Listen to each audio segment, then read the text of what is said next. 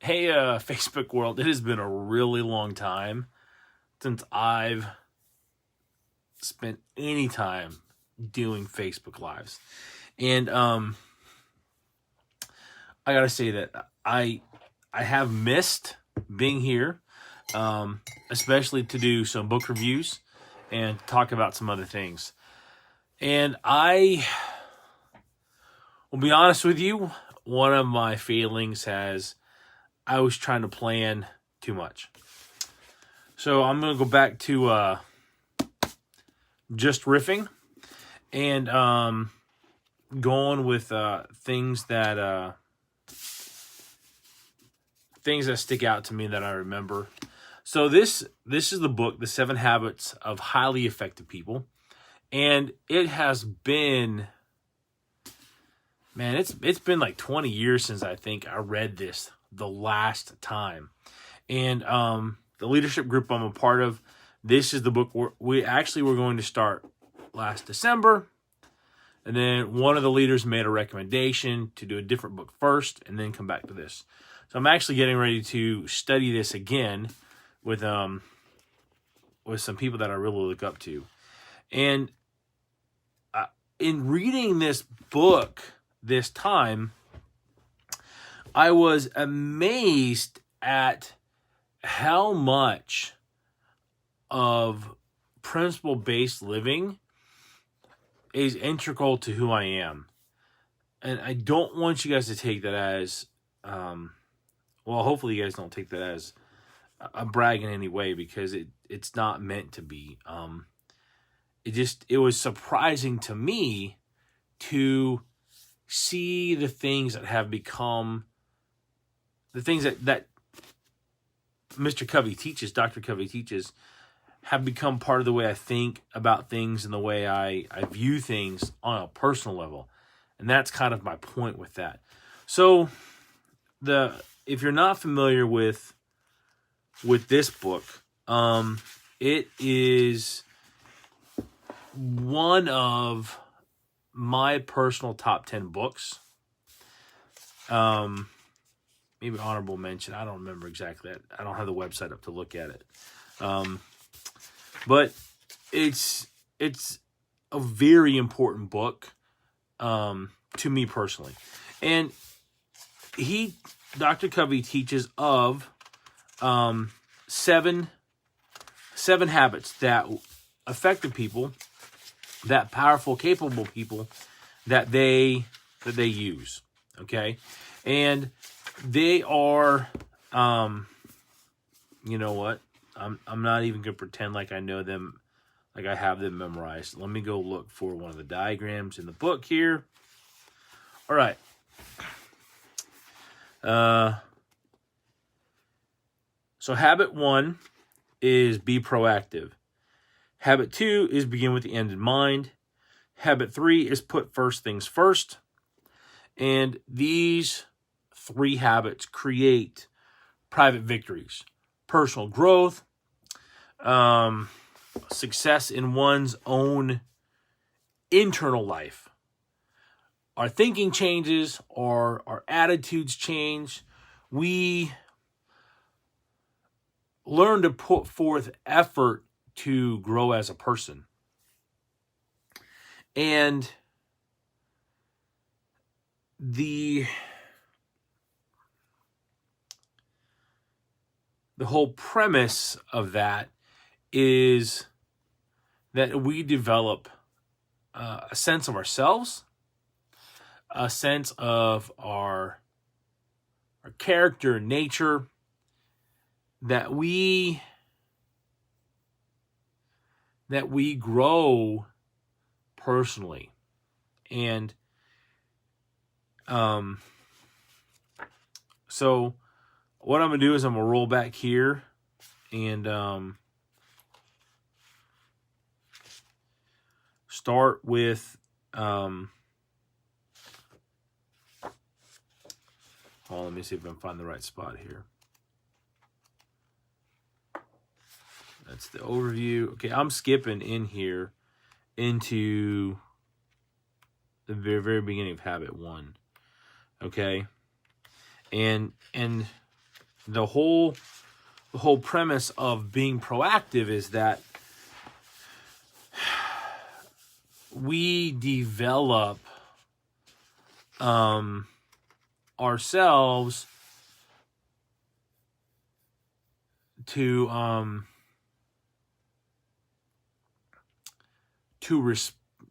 respond. Not wait, hold on a second. Let me think if that's the right terminology.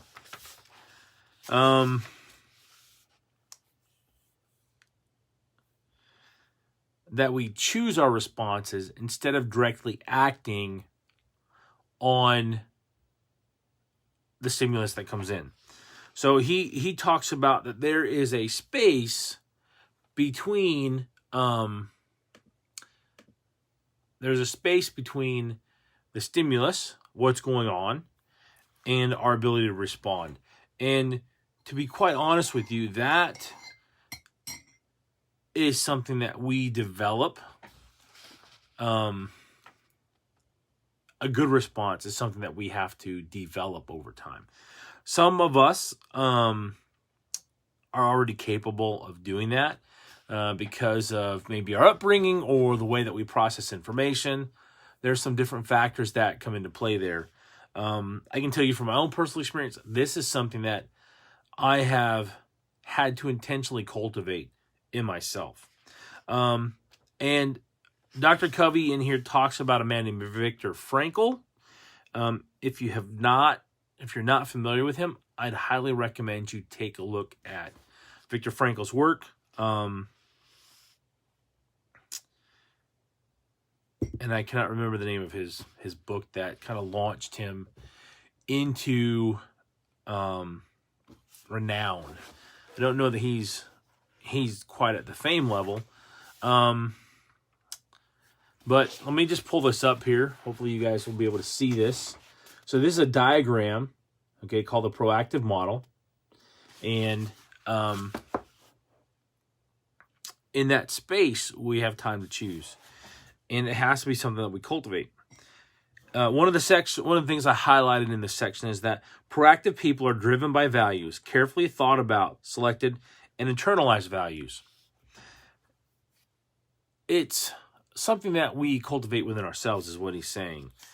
And that reactive people are driven by feelings, by circumstances, by conditions, by their environment. Something that I used to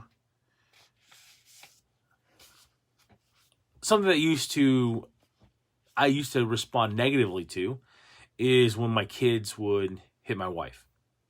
A 6-month-old doesn't understand necessarily what they're doing. And I had to, right then, that first time, learn to peel back my response. Because it would not be appropriate to discipline him the same way you would a 7-year-old child, for example. And that caused me to start thinking and about, let me not react right away to this full force. This is a child. He doesn't know what he's doing. He doesn't understand. And that caused me to start putting some of those in there as a parent.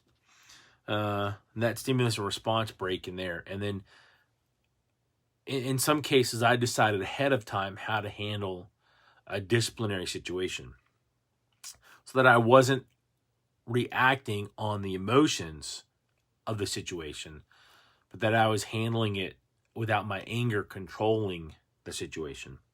So on the next page, this is page 81 in my book. It says that nothing has a greater, longer lasting impression upon another person than the awareness that someone has transcended suffering, has transcended circumstance, and is embodying and expressing a value that inspires, embodies, and lifts life. That's something that Viktor Frankl espoused, because he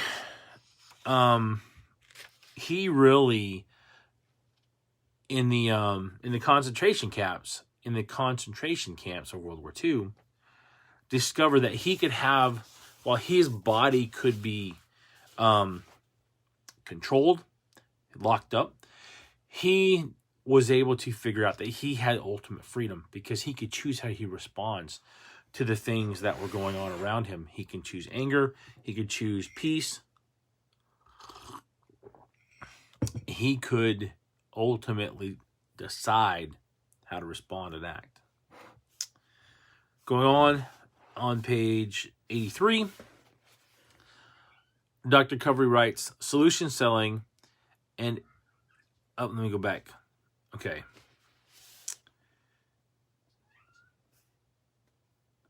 So this is about taking initiative.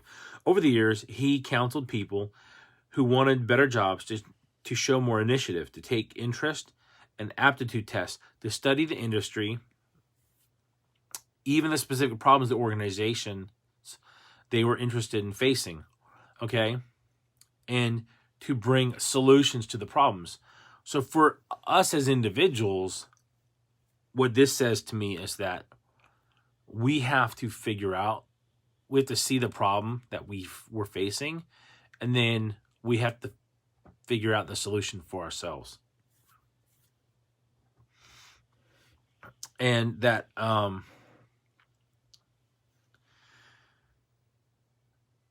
person who holds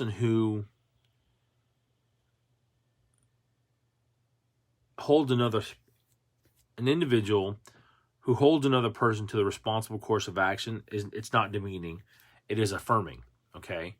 That you're affirming that that individual's ability to choose and to grow. Case in point, I have a son who is 9 years old, and he has a habit of taking things that aren't his. Tonight, he was accused of taking something that wasn't his, and he kept it together. After prayer, after our evening prayer as a family, he went to bed, and then I could hear him crying. And when I went down to tuck him and his brother in, I pulled that child aside and said, hey, what's going on? How come you're crying? And he didn't answer me, but I kind of sensed what was going on. So I asked him, I said, is this because you're upset because we don't trust you with this thing that happened? And he said, yes.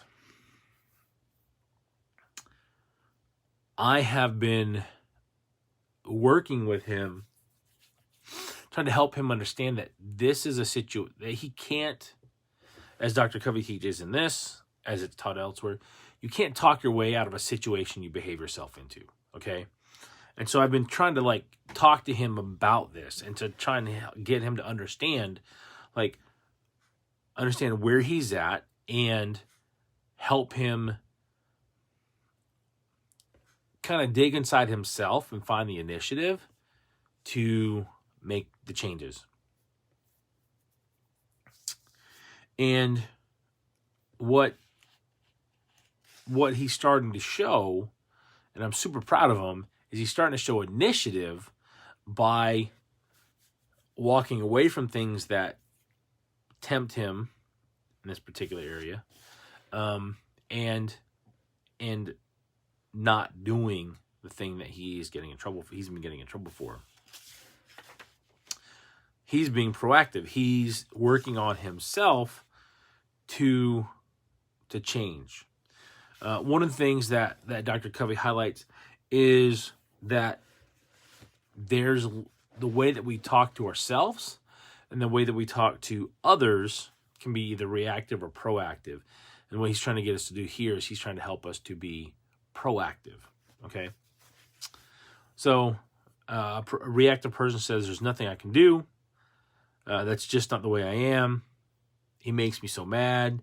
They won't allow that. I have to do that. I can't. I must. If only. The proactive person will say, let's look at our alternatives. I can choose a different approach. I control my own feelings. I can create an effective presentation. I will choose an appropriate response. I choose, I prefer, I will. So this whole focus is that we are taking action by choice, and we are working to kind of iron out the entropy, the laziness, the rough areas in our personality. So he goes on to tell a story about a man who talks about the feeling of love. He doesn't love his wife. And Stephen teaches him that love is a verb. Love, the feeling, is a fruit of love, the verb. So love her, serve her, sacrifice, listen to her, empathize, appreciate, affirm her. And these are all things that we should be doing with other people that we interact with. You know, my son tonight, one of the things I said as I talked with him is that I believe he can change, that he can become a better person, that he can break this bad habit that he has created. And it's kind of thing where, you know, I look in my own self and there's things that I need to fix all the time. And there's only so much work that we can do on ourselves. As we improve and get better, we can solve more of those problems, even at a faster rate. It's not something, though, that initially getting started comes quickly. I can tell you from my own personal experience that looking back now over 24 years maybe of focused personal change, there's stops and starts, and there's areas of struggle there that have come over time. That improvement, I should say, comes over time. And it really makes me content as I look back over my progress and see the climb that I've made.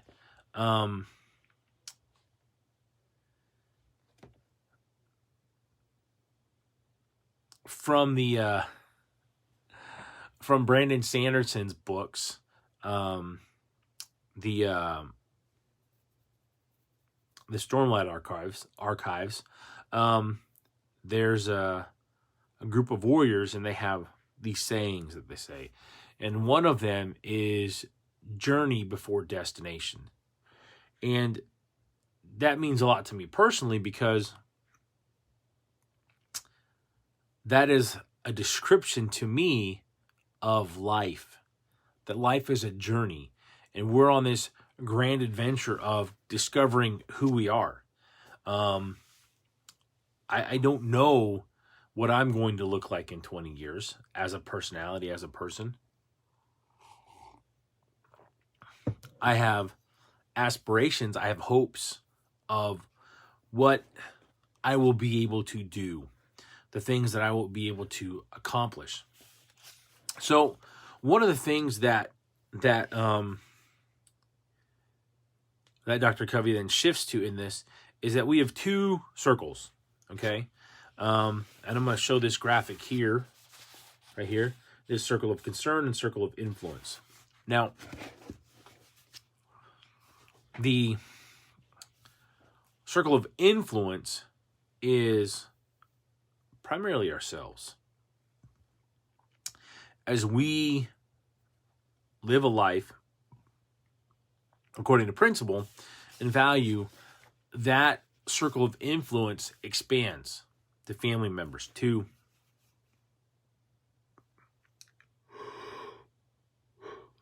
friends, to loved ones, to business partners, to coworkers.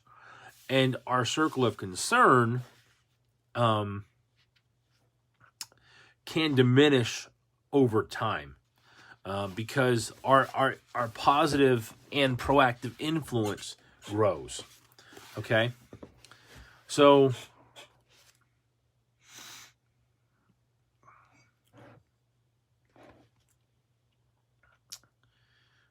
we are to change our habits, change our methods of influence, and change the way that we see our problems, whether they are something we can actually address with our circle of influence, or something that we are not able to.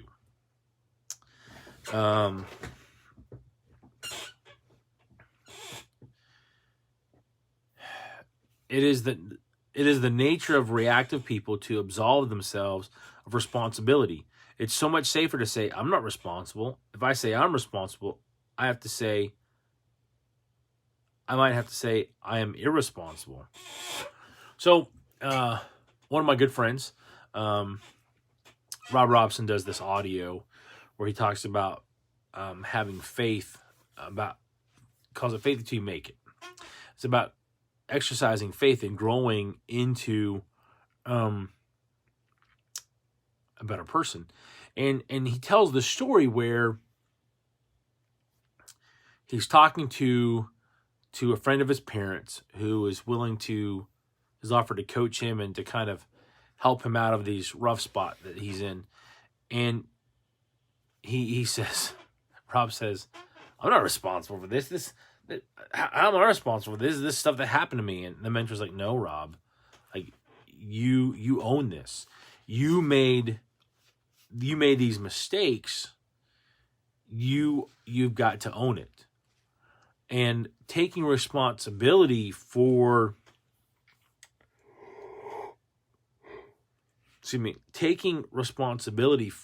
our circumstances, for the things that are going on in our lives, whether we really own it, like it's really on us, or we just take responsibility for it to work to proactively change things and make them better. It changes the way we think. It changes the way that we look at problems. We start to look at, how do I solve this? What can I do to make this better? And sometimes, that causes communication problems because we're focused on fixing something and somebody just wants to talk about it, for example. The proactive approach is to change from the inside out, to be different. And by being different, to affect positive change in what's out there. I can be more resourceful. I can be more diligent. I can be more creative. I can be more cooperative. And a really good example of this in my own personal life is a couple years ago, when I got connected to this leadership group that I'm part of now. In the first 6 months of getting involved, I had some growing pains, but that growth caused a change in my kids. A really good example of that is one summer I was going on some business trips at the time. And on that Monday, the Monday I flew out for the first trip, my 3 youngest boys cried themselves to sleep because I wasn't there to tuck them in. And the kind of kicker to that is I had been traveling for like 4 or 5 years maybe already for this. And they didn't care when I left. They didn't. 3 weeks later, I was coming home from another trip, and I got home. I was able to schedule my flight, so I got home before dinner time or before bedtime, right around dinner time or so. And I got home and I brought my stuff in, and I went and sat in my chair, my recliner, and all 3 of those boys climbed up into my lap. And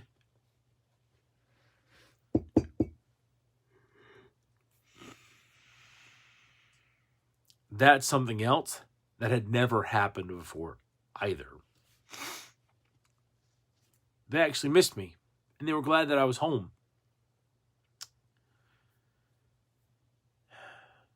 And that's the kind of change that we can create in our personal lives. Now, this is a case of I grew enough that my kids love to be around me more. They loved it when I was home. To this day, they don't like it when I'm going to be gone for a couple days. But sometimes work and sometimes the business, they require that of me, is that I need to spend time doing some other things outside the home.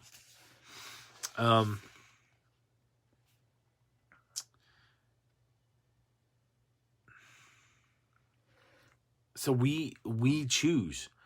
We make a decision in our lives to improve and to go forward. Dr. Covey talks about here in this section that page 97 in my book, it says, sometimes the most proactive thing we can do is to be happy, just to genuinely smile. Happiness, like unhappiness, is a proactive choice. And it really is something that we can choose. Oh man, there's a book written a couple years ago about that, and I don't remember the name of the book right now.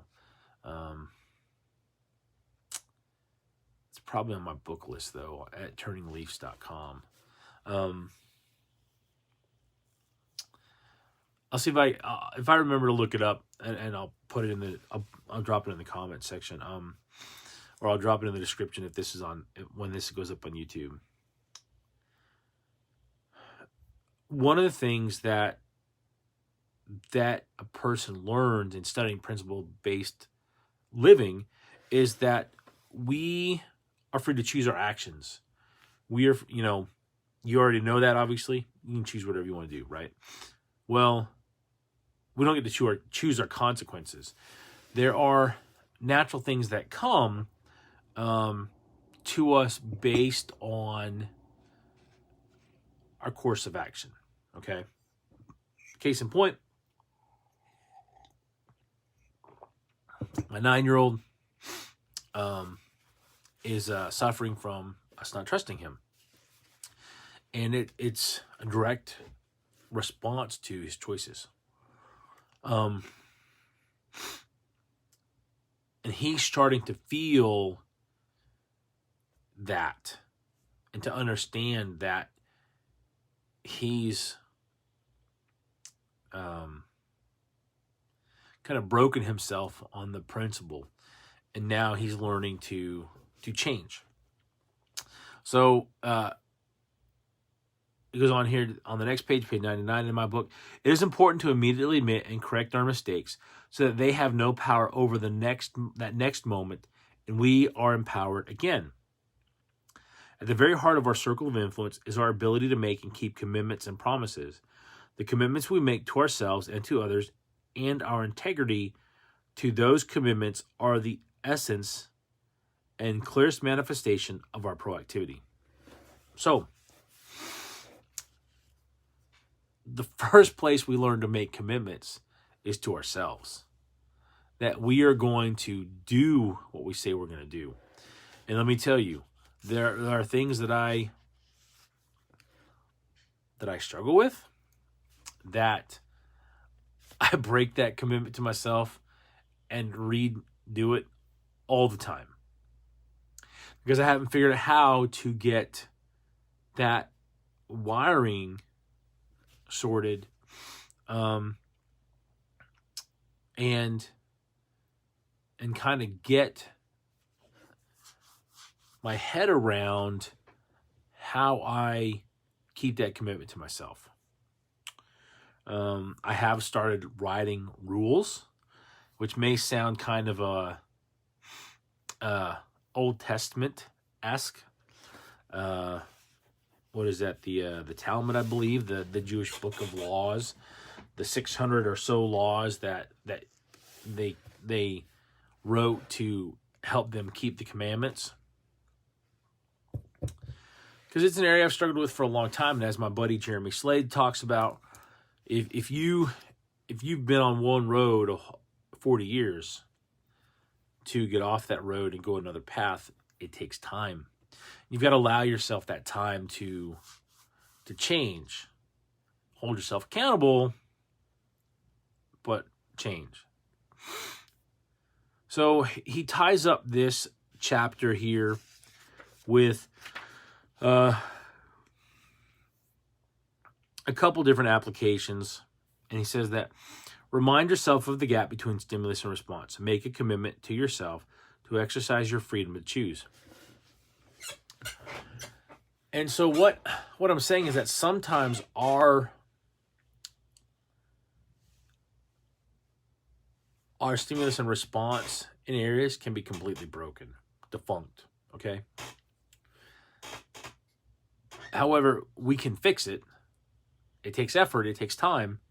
And that's kind of what I'm saying, is like in this area that I'm working on, okay? I know what I need to do.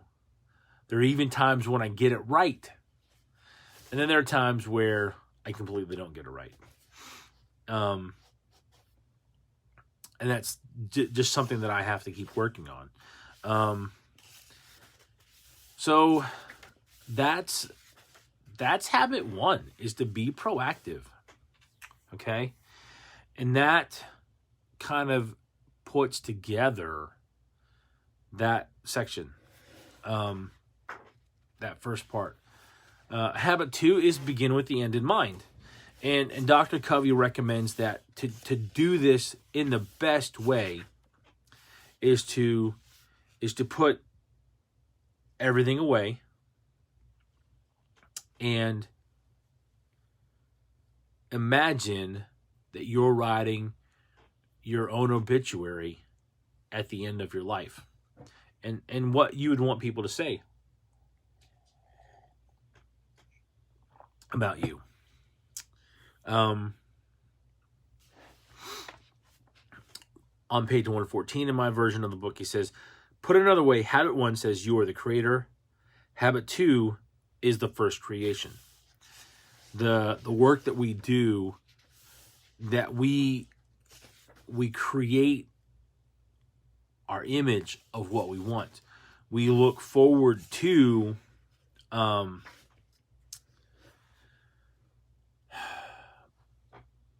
the success that we envision.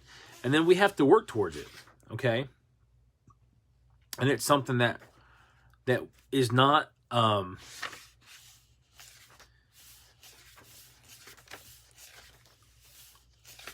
right words are coming here. It's that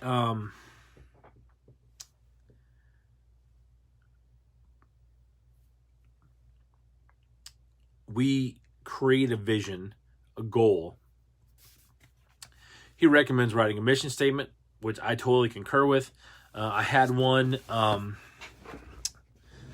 don't even know if I have a copy of it anywhere anymore, but I had one that I had written probably when I first read 7 Habits. And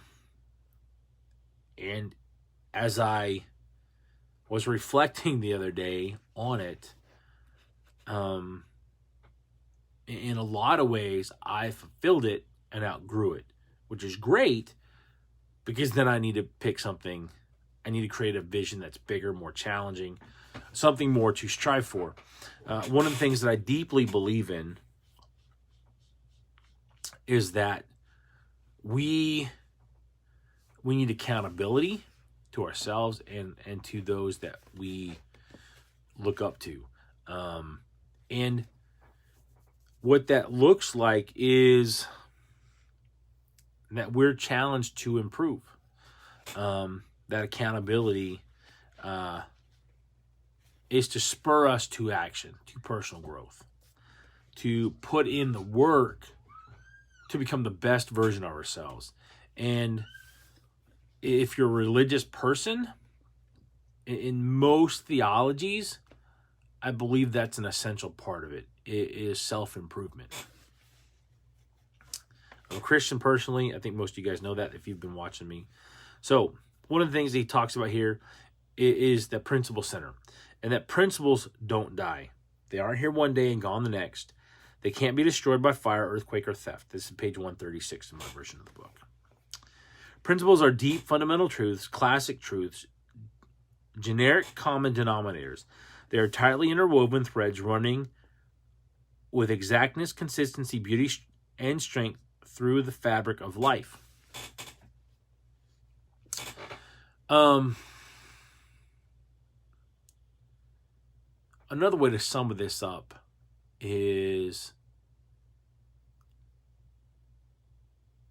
that you can be a good person, not a perfect person, but a good person. And those true principles will show in who you are, and will hopefully set an example for your circle of influence. Now, one of the beautiful things about this is that we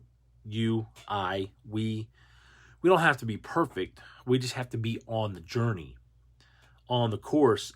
Sorry, my nose is really itchy tonight. On the course of going forward and getting better. Okay?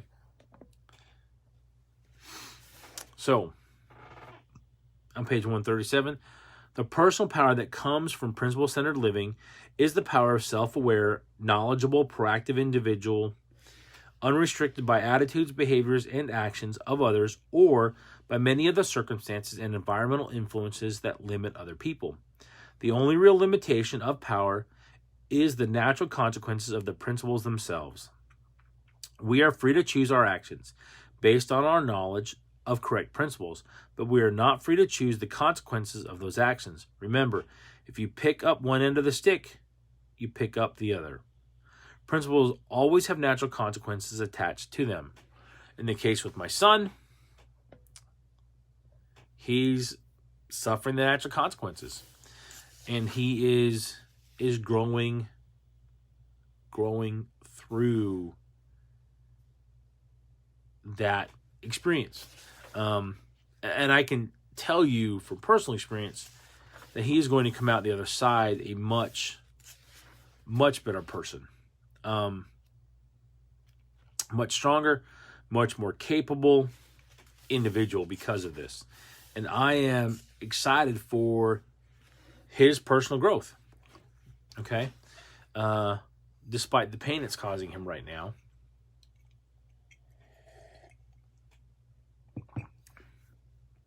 It's going to pay off. Okay? So create that end goal. Learn the principles, live by them.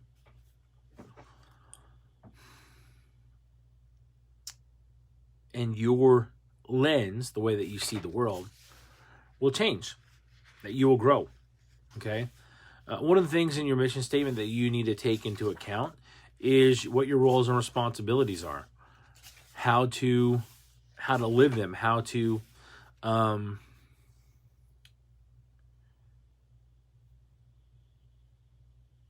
how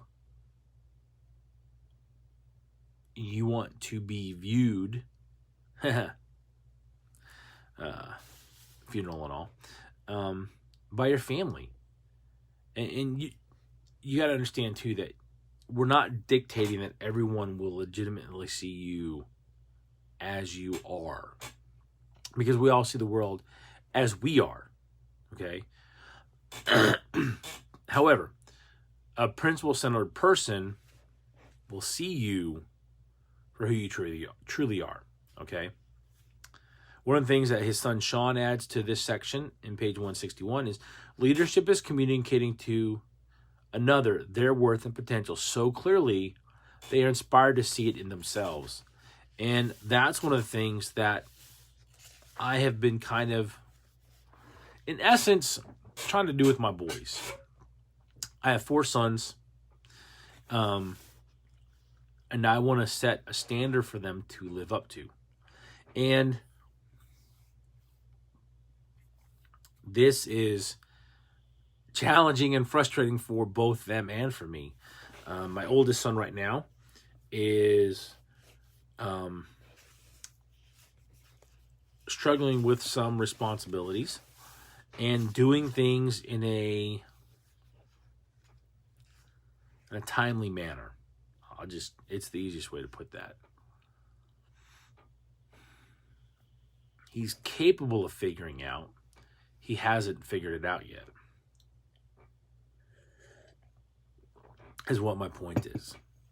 I know he'll figure it out because he has the ability to do so.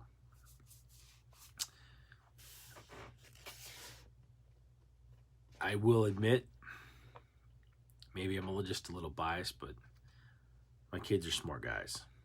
And their mom's a pretty brilliant person too, so she's got that going on. So, okay, habit 3 is put first things first. And what this is exactly what it sounds like. Is that you put the most important things first. Have you ever seen the demonstration of the jar and the rocks and the pebbles and the sand and the water? That's what this is about, okay? Putting those first things first, those important things, in order so that the smaller things then come into play when it's their time. A really good example of this is one of the things that I need is personal time in the morning. And Lauren will tell you that that's true. When we got married, she asked me to sleep in to cuddle with her because she's a cuddler. She likes to cuddle.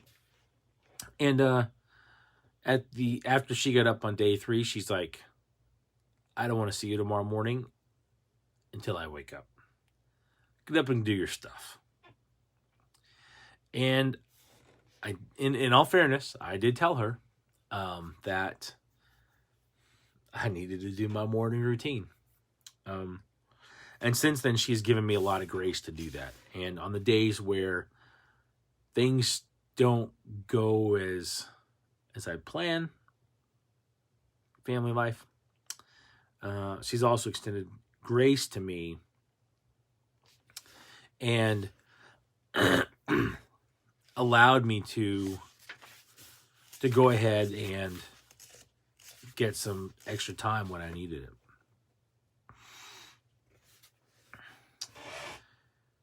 Putting first things first means that we need to take time to define those things, to kind of organize our roles and responsibilities, our daily habits. A lot of things that are our first thing first priorities are things that aren't urgent, but that are important. In my personal case, my morning routine is critical. Yes, I can manage without it being a perfect morning routine, things not going exactly right. However, I usually will then try to make time to get in there and to do that. So,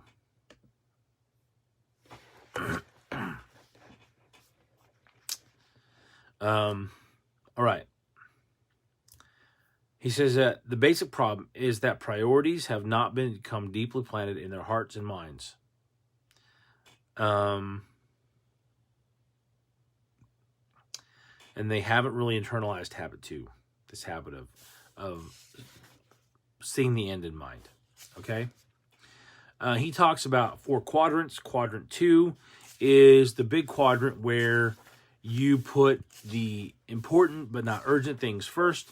You organize your life around that concept. And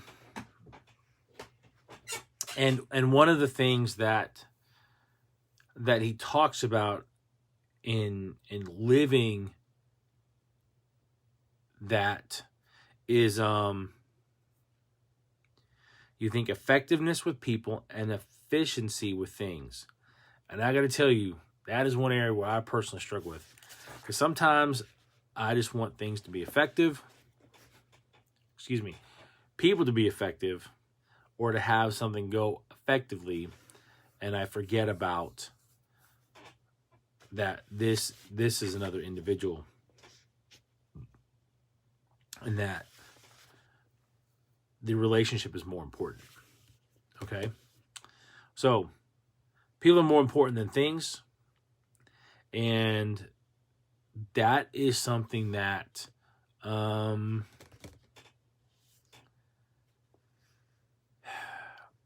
is something that is a challenge for some people, especially if you're a choleric personality type like I am.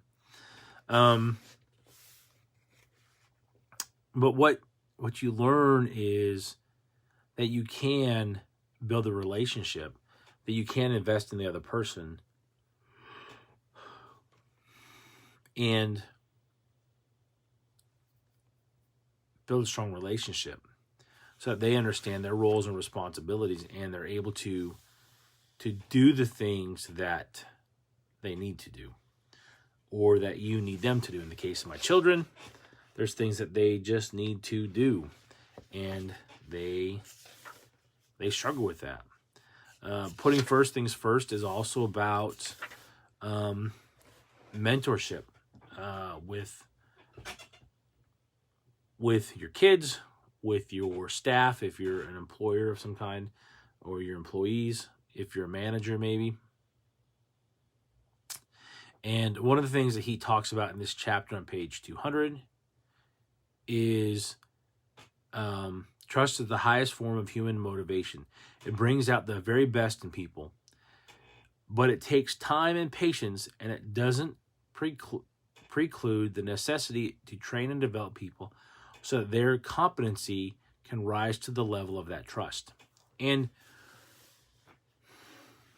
in short, what that means is that it takes time to build a relationship, time to improve things, and time to invest in the other person so that way they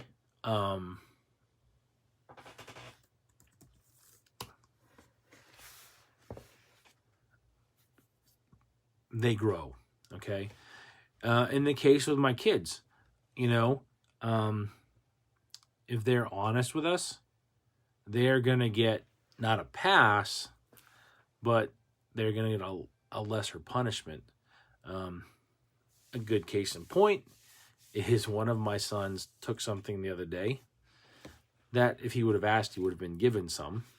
And I asked him, well, how much did you take? Did you take a whole handful? Did you take a few? He's like, I took 2. I said, okay, you can have them. And I just let it go. And I'm trying to, with all of them, I'm trying to teach them this, that honesty will win over the deceit, the lies. I really, there's so much kind of technical stuff in a way in this chapter that it's hard to kind of to really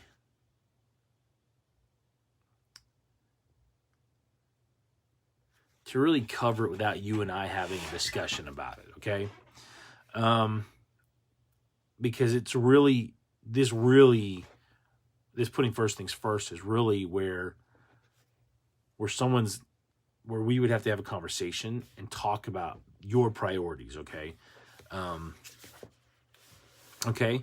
And what those 3 habits do is they create the private victory. And move you into the independence, okay? And which then moves into habit 4, 5, and 6, which I will cover again, or I will cover, later. I've already gone on quite a long time.